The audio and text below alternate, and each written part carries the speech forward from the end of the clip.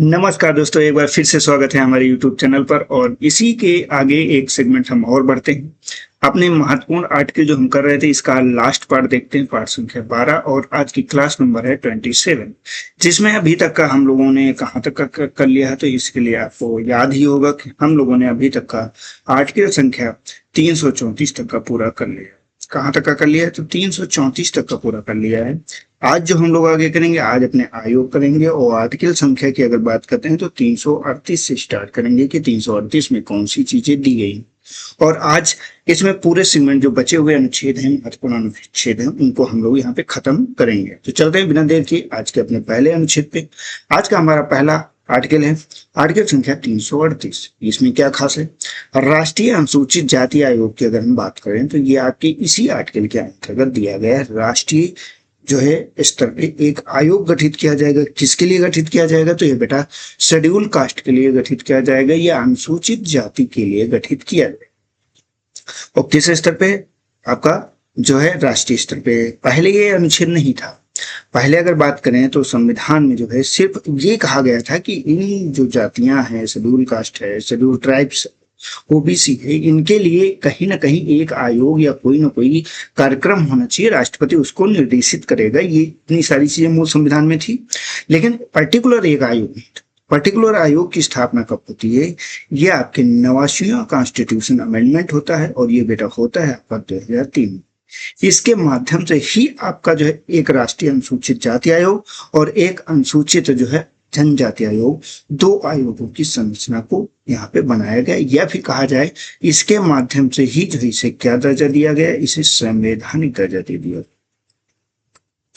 कैसा दर्जा दे दिया गया? संवैधानिक दर्जा इसे पूरी तरह से प्रदान कर दिया गया है। ये एक चीज यहाँ पे आपके लिए खास हो जाती है। उसी तरह से अगर हम बात करें, आपका जो 338 है, ये आपका अनुसूचित जनजाति आयोग है। ये शेड्यूल ट्राइब्स के बारे में, इसके लिए भी आपको वही आर्टिकल याद रखना है, आपका 89 कॉन्स्टिट्यूशन अमेंडमेंट 2003। पहले क्या था? पहले ये दोनों एक में बने, राष्ट्रीय जनजाति आयोग एवं राष्ट्रीय जाति आयोग। यहाँ पे आपका ये जो अनुसूचित जाति आयोग एवं आपका अनुसूचित जनजाति आयोग, दोनों एक थे, कंबाइंड रूप से चलते थे। आर्टिकल संख्या 338 में बाद में 89 संविधान संशोधन के माध्यम से इसे अलग कर दिया गया है, और ये पर्टिकुलर किसके लिए हो गया? ये आपके शेड्यूल ट्राइब्स के लिए हो गया। तो इस चीज को यहाँ पे याद रखिएगा। तो पहला आपको ये याद रखना है कि अनुसूचित जाति आयोग के लिए आर्टिकल कौन सा है? 338 है, कि संविधान संशोधन से 89 कॉन्स्टिट्यूशन अमेंडमेंट 2003 के माध्यम से। इसके अलावा आपका जो है अनुसूचित जनजाति आयोग के लिए आर्टिकल संख्या 338 ए में दिया गया। इसे कब दिया गया? 89 संविधान संशोधन 2003 के माध्यम से। इसके बाद हम और आगे बढ़ते हैं। 338 बी, इसी में एक आर्टिकल और जोड़ दिया गया। इसमें राष्ट्रीय पिछड़ा वर्ग आयोग के बारे में बताया गया। ये राष्ट्रीय स्तर पे एक पिछड़ा वर्ग आयोग गठित कर दिया गया। जिस तरह से आपका एससी आयोग, जिस तरह से आपका एसटी आयोग है, उसी तरह से आपका ओबीसी आयोग भी यहाँ पे बना दिया। लेकिन इसके बनाने की जो प्रक्रिया है, ये थोड़ी सी लेट हुई। संवैधानिक दर्जा लेट में दिया गया। कब दिया गया? इसे 102 कॉन्स्टिट्यूशन अमेंडमेंट 2018 में दिया गया। इस चीज को यहाँ पे आपको याद रखना है। यहाँ पे एक चीज और है, यहाँ पे सामाजिक एवं शैक्षणिक रूप से जो पिछड़े व्यक्ति थे उन्हें शामिल किया गया। किस रूप में? पहली चीज तो सामाजिक व शैक्षणिक रूप से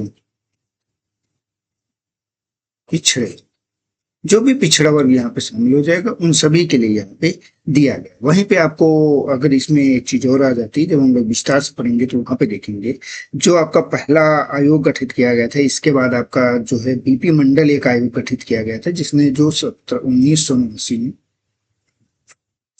बीपी मंडल इसी काम के लिए गठित किया गया था। ये 1989 में किया गया था। ये आपका सेकेंड ओबीसी आयोग, सेकेंड ओबीसी आयोग का काम यही था इसमें। और बीपी मंडल साहब की जो रिपोर्ट थी, इसमें एक चीज आपकी स्पष्ट याद रखनी है आपकी, जिसमें 3743 जातियों को पिछड़ा हुआ माना।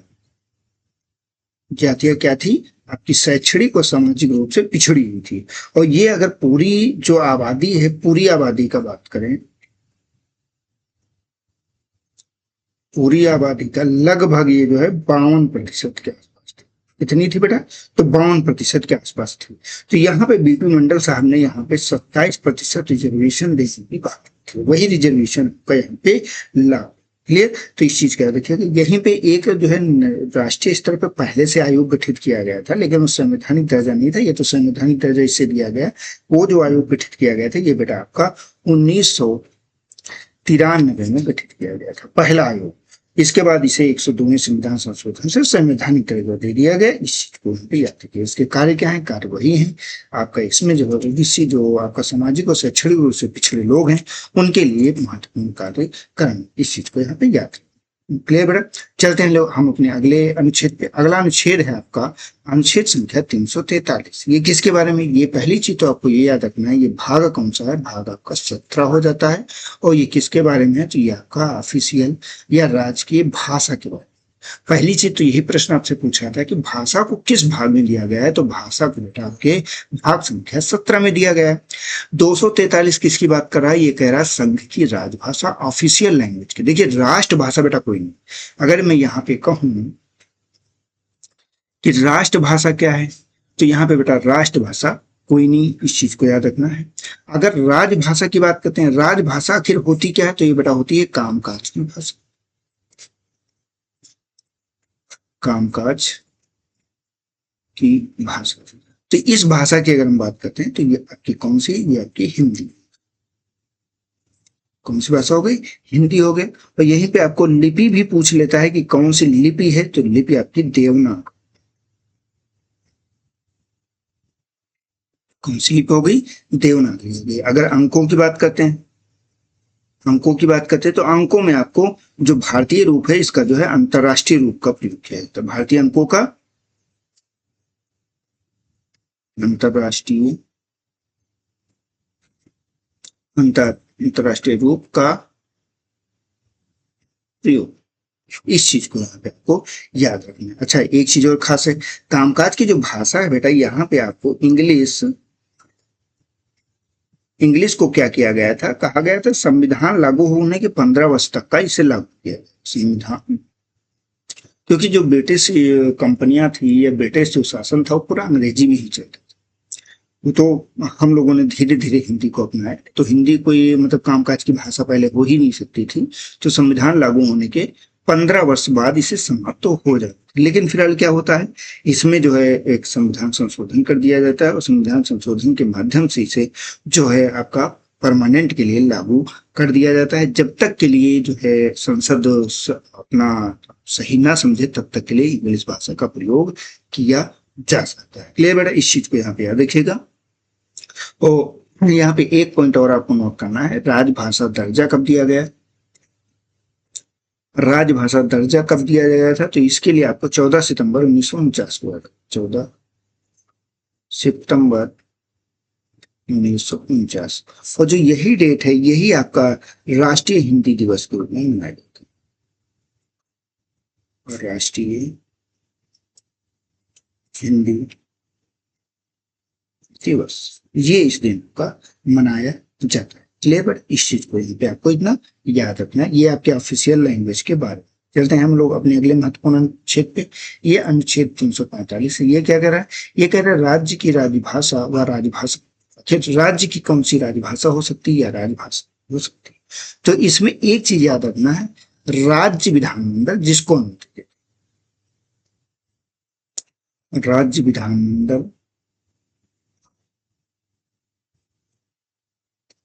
जिसे अनुमति दी, कोई भी भाव हो सकती है। जैसे कि अगर बात करते हैं सामान्य तौर पे आपका हिंदी का प्रयोग होगा एंड इंग्लिश का प्रयोग होगा। इसके अतिरिक्त अगर कोई मातृभाषा है तो मातृभाषा को भी यहाँ पे दर्जा दिया जा सकता है। मातृभाषा को भी इस तरह से, मतलब एक भाषा से अधिक भाषाओं को भी यहाँ पे दर्जा दिया जा सकता है। जैसे कि हम यूपी की बात करें, उत्तर प्रदेश की बात करें, तो उत्तर प्रदेश में आपका हिंदी तो मस्ट है, हिंदी तो यहाँ पे चलता ही है।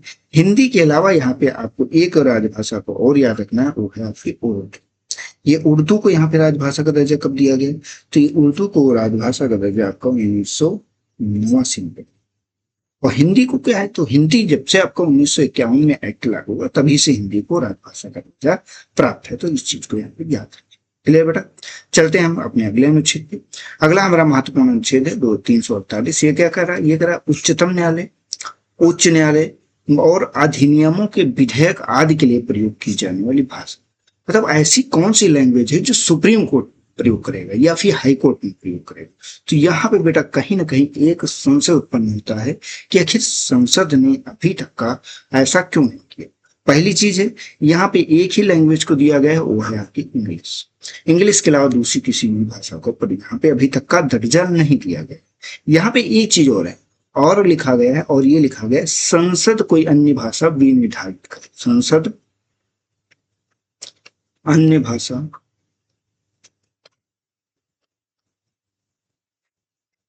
निर्धारित करे।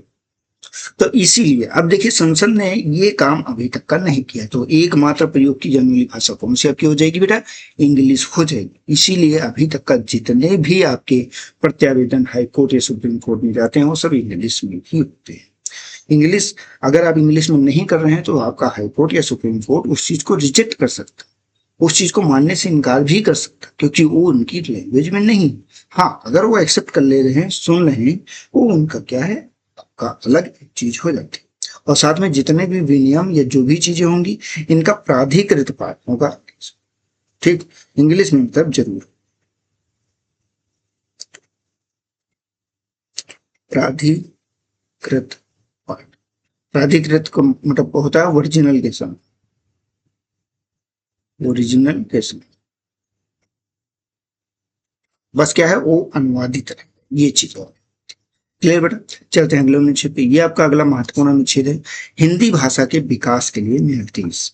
हिंदी भाषा का कैसे विकास होगा, ये किसके लिए होगा, तो ये बेटा आपका राज्य का दायित्व होगा, राज्य का कर्तव्य। एक तरह से देखें तो ये कहीं ना कहीं डीपीएसपी का एक पार्ट है जो कि आपका थोड़ा सा अलग दिया गया है। इसमें सिर्फ राज्य का कर्तव्य बताया गया है, कहीं पर किसी तरह का फाउंडेशन नहीं डाला गया है कि यहाँ पे आपका जो है हिंदी भाषा के विकास के लिए काम करना ही है। हाँ, प्रचार प्रसार के लिए सरकार काम करेगी, नहीं भी करती है तो आप उससे जबरदस्ती नहीं करवा सकते, ये चीज है। क्लियर, यहाँ तक इस चीज को क्लियर, यहाँ तक कोई दिक्कत नहीं। अगले चलते हैं। अगला जो आपका भाग है, ये भाग संख्या आपका 18 आ जाता है। 18 क्या, ये इमरजेंसी प्रोविजन है। अब सीधा सा पूछता है प्रश्न, आपका भाग जो है आपातकालीन उपबंध किस में दिए गए हैं, तो भाग संख्या 18 में दिए गए हैं। इसमें देखिए मुख्यतः 3 या 4 आर्टिकल आपको याद ही रखने हैं हर समय। नींद में भी कोई जगह है बेटा ना, तो आपको याद होना चाहिए कि ये आपका आर्टिकल किससे संबंधित है। तो यहाँ पे सबसे इंपॉर्टेंट जो है आपका ये 352 है। इसमें आपात की घोषणा की बात करता है, जिसे हम सामान्य तौर पे क्या कहते हैं, हम राष्ट्रीय आपात के नाम से जानते हैं। यहाँ पे ये क्या है, ये देश की सुरक्षा के लिए लिया जाता है। देश की अगर संप्रभुता पे कोई खतरा होता है, संप्रभुता पे अगर किसी भी प्रकार का कोई खतरा है, अखंडता पे कोई खतरा है, तब उस समय यहाँ पर किया जा सकता है। अच्छा, ये इमरजेंसी प्रोविजन किस लिए होते हैं, तो ये बेटा असामान्य परिस्थितियां जो होती हैं उनसे निपटने, असामान्य स्थिति से निपटने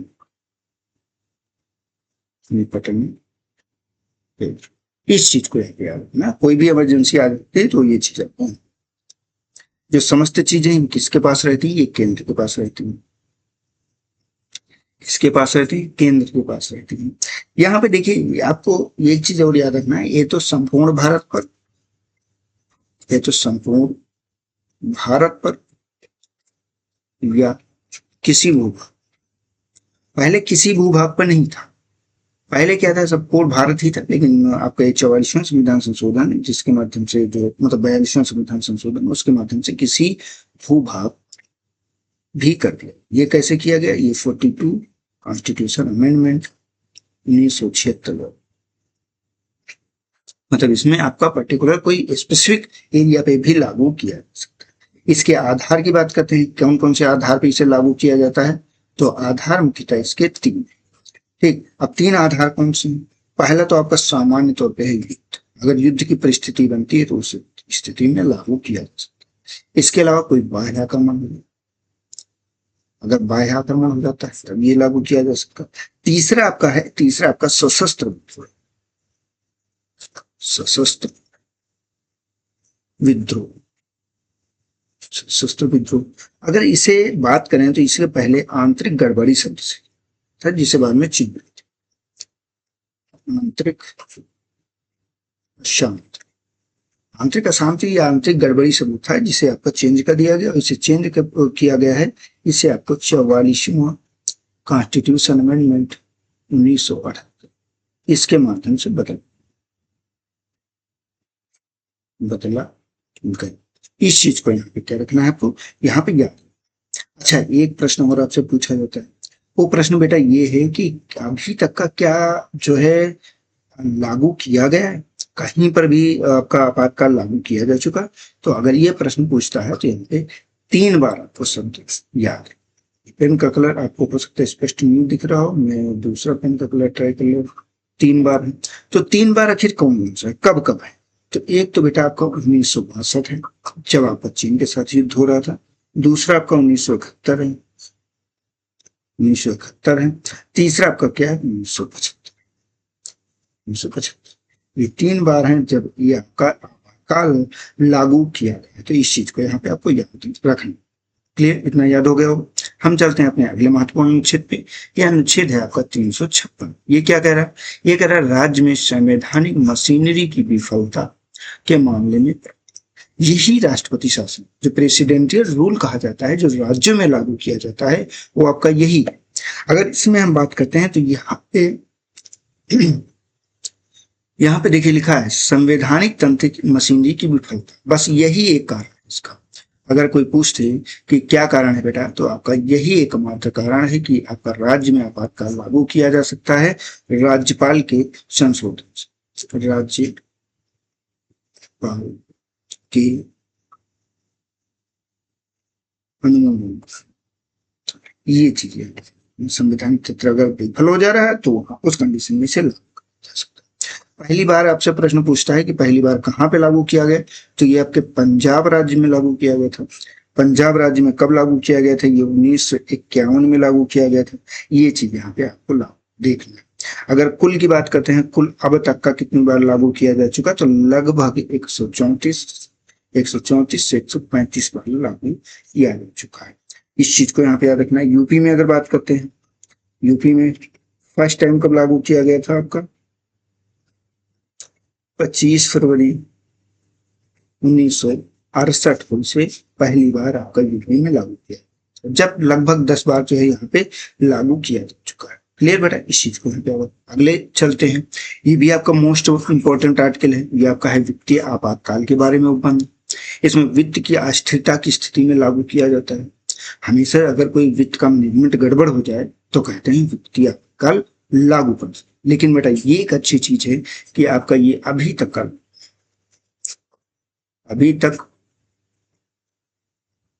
लागू नहीं किया गया, अभी तक एक बार भी लागू नहीं किया गया। ठीक, यही सबसे खास चीज है जो आपको यहाँ पे पूछी। क्लियर, यहाँ तक का कोई दिक्कत नहीं होगी। ठीक, अब अगले चलते हैं। अगला आपका जो भाग है, ये भाग संख्या 20 है। ये क्या कह रहा है, ये अमेंडमेंट ऑफ द कॉन्स्टिट्यूशन कह रहा है, संविधान का संशोधन कह रहा है। आर्टिकल संख्या 368 कह रहा है। यही एक आर्टिकल है जिसे संविधान में संशोधन की शक्ति किसके पास निर्धारित कर देता है बेटा, यहाँ पे तो आपके संसद के पास निर्धारित कर देता है। संसद के पास ही इसकी समस्त शक्ति निर्धारित होती है। और जो अगर संशोधन की बात आती है तो संशोधन एक सामान्यता आपका होता है साधारण तौर पे। साधारण क्या है, 50% प्लस 1 हो जाता है। दूसरा होता है विशेष। विशेष क्या होता है, ये 2/3 हो जाता है। तीसरा एक और कंडीशन होती है जिसमें आपका क्या रहता है, इसमें आपका विशेष रहता है 2/3 प्लस आपका आधे से अधिक राज्य, आधे से अधिक राज्य। ये चीजें आपके लिए इंपॉर्टेंट हो जाती है। क्लियर बेटा, इस चीज को याद रखिएगा। हाँ, एक चीज इसमें हो रहा है, इसमें आपकी संयुक्त बैठक नहीं हो सकती। संयुक्त बैठक नहीं होगी। ये एक चीज इंपॉर्टेंट है। दूसरा बेटा यहाँ पे है कि राष्ट्रपति अनुमति देने से मना नहीं कर सकता। राष्ट्रपति अनुमति देने से मना नहीं कर सकता। ये दो चीजें हैं जो आपको यहाँ पे नोट करके जरूर से जरूर होती हैं। बाकी सारी चीजें तो आपको याद, लेकिन ये दो चीजें आपको कभी भी भूलना ही नहीं। क्लियर बेटा? यहाँ पे इस चीज को नोट किया तो ठीक। ये हो गया आपका, यही आपका सबसे महत्वपूर्ण क्षेत्र। इसके बाद चलते हैं लास्ट का, आपके एक दो आर्टिकल हैं जो आपको याद रखने हैं। ये आपका भाग कौन सा है? भाग संख्या आपका 22 है, और इसमें आपका जो आर्टिकल संख्या है ये 393। बीच के जो आर्टिकल है उन्हें डिलीट कर दिया गया या रिमूव कर दिया गया, जो आपसे पूछे नहीं जाते। ये क्या कहता है? ये कहता है संक्षिप्त नाम। आखिर संक्षिप्त नाम किसका? तो यहाँ पे जो आपका भारत का संक्षिप्त नाम है, मतलब जो संविधान है, संविधान का संक्षिप्त नाम की बात कर रहा है। संविधान का संक्षिप्त नाम। आखिर क्या होगा संविधान का संक्षिप्त नाम? तो सिंपल सा, कुछ नहीं चेंज किया गया है, सिर्फ इतना लिखा गया है, भारत का संविधान। ये आपके लिए सबसे इंपॉर्टेंट, बस इतने कर देना, इतने आपका यहीं पे ये पूरा हो गया। क्लियर? अब एक आर्टिकल आपका और बचता है, ये आर्टिकल है आर्टिकल 354। ये कह रहा है प्रारंभ। प्रारंभ का अर्थ क्या है? प्रारंभ का अर्थ है कि ये कब लागू कर दिया गया। ये सारी चीजें जो है आपकी कब लागू कर दी गई? 26 जनवरी 1950 को नहीं, ये सारी चीजें बेटा आपकी जो नीचे दी गई हैं ये आपकी 26 नवंबर 1949 को लागू, 1949 से लागू। पूछ ले कौन कौन सी चीजें? आपका आर्टिकल संख्या 5 है, 6 है, 7 है, 8 है, 9। ये सब किससे संबंध में है? ये सब आपकी नागरिकता से संबंध में। किससे संबंध में हो गए? तो नागरिकता से संबंध में हो गए। और वहीं पे आपका आर्टिकल संख्या अगर पूछता है 60 क्या है, एक्स, तो ये आपका राष्ट्रपति जो है, राष्ट्रपति की शपथ हो गई आपकी, राष्ट्रपति शपथ हो गई यहाँ पे। आर्टिकल संख्या 324 की बात करते हैं तो इलेक्शन करवाया जा रहा था, तो इलेक्शन की यहाँ पे लागू कर दिया गया, निर्वाचन आयोग लागू कर दिया गया। 366 की अगर बात करते हैं, 366 की अगर हम बात करते हैं तो यहाँ पे परिभाषाएं वगैरह ये सारी चीजें यहाँ पे लागू कर दी गई। ये यहाँ पे आर्टिकल कुछ नेस्ट कर दिए गए। 393 क्या है? वही आपका संक्षिप्त वगैरह नाम है, ये आपका यहाँ पे जो है कंप्लीट हो जाता है। एक आपका और है, ये आर्टिकल आपका 394 ए है। ये किस चीज के बारे में है? ये है हिंदी भाषा का प्राधिकृत पाठ। कोई भी चीज होगी जो है वो राष्ट्रपति के पास ये अधिकार है। किसके पास है? राष्ट्रपति के पास। राष्ट्रपति क्या करेगा? इसे आपका हिंदी व इंग्लिश दोनों में करवाएगा, दोनों में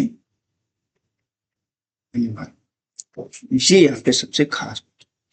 तो बस ये इतना आपको यहाँ पर जो चीजें थी उन चीजों को याद रखना है। जैसे संविधान ये है तो संविधान पूरा इंग्लिश में भी है, संविधान पूरा हिंदी में भी। ठीक, तो आज का जो हमारे महत्वपूर्ण आर्टिकल का सेशन था ये पूरी तरह से समाप्त हो गया। अब इसमें आपके जो कमेंट हैं उनका मैं स्वागत करूंगा, उनका इंतजार रहेगा। जरूर बताइएगा कि ये पूरा सेशन आपको कैसा लगा। अगर इसमें किसी भी प्रकार का कोई आपको समझ में नहीं आ रहा, कोई पार्ट यहाँ पे आपको लग रहा है कि सर ने कम अच्छे से किया है, तो आप एक चीज याद रखिएगा कि ये सिर्फ महत्वपूर्ण आर्टिकल थे। ये क्या थे? ये आपके इंपॉर्टेंट आर्टिकल थे, ये सिर्फ इंपॉर्टेंट आर्टिकल थे। पूरा कोर्स तो अब शुरू होगा, जो आपका नेक्स्ट क्लास रहेगी। ये नेक्स्ट क्लास किससे रहेगी? ये आपकी रहेगी प्रस्तावना से। किससे रहेगी बेटा? प्रस्तावना से। तो प्रस्तावना का करेंगे, इसके बाद अन्य चीजें करेंगे। देखिए ये लेवल क्या है? लेवल इसका आपका यूपीएससी व यूपी पीसीएस का है। इन दोनों परीक्षाओं को अगर आप टारगेट कर रहे हैं तो इससे बाहर आपका कभी भी नहीं पूछा जाएगा, पूरा कंप्लीट हो जाएगा। बाकी छोटे एग्जाम जितने हैं वो तो पूरे ही हो जाएंगे। तो इसलिए याद रखिएगा ये अलग मैटर, ये हम अलग सेशन कर रहे हैं। आपका जो छोटे एग्जाम है उसके लिए पॉलिटी जो है बहुत कम शॉर्ट में जो है हम आपका अलग से कराएंगे, वो अलग चीज है। लेकिन यहाँ पे जो आपके लिए सबसे महत्वपूर्ण है वो आपका यही है, इन दो एग्जाम्स को।